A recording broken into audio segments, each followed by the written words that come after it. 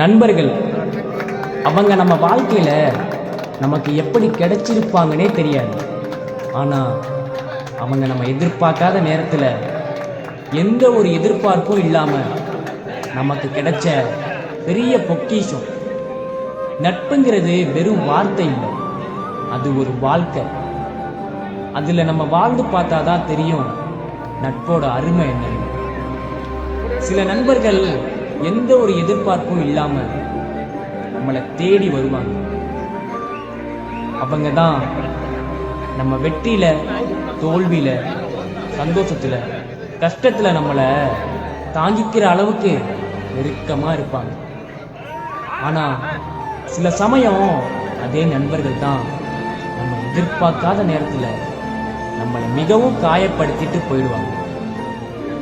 நம்ம எதிர்பார்த்த அன்பை அவங்க நமக்கு கொடுக்காம போனாலும் அவங்களோட அந்த அழகான நினைவுகளை நம்மளால மறக்கவும் முடியாது, மறைக்கவும் முடியாது.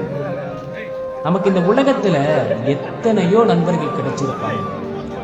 ஆனா நம்ம கல்லூரியில, இதுவும் நம்ம வகுப்பறையில நம்ம பார்த்து பேசி பழகிய அந்த சில நண்பர்கள் தான் நமக்கு கடவுள் கொடுத்த வரம்.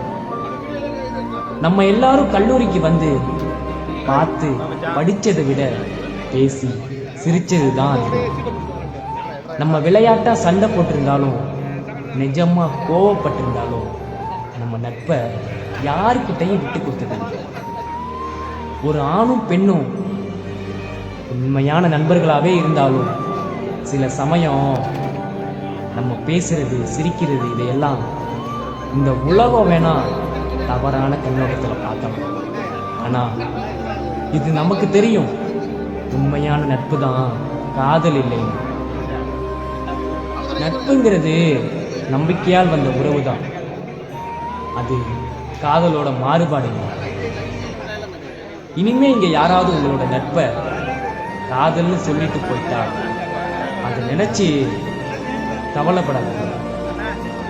உண்மையான நண்பர்களாகிய நீங்க உங்க நட்புக்கு உண்மையா இருந்தா உங்களை இங்க யாராலையும் குறை சொல்ல முடியாது.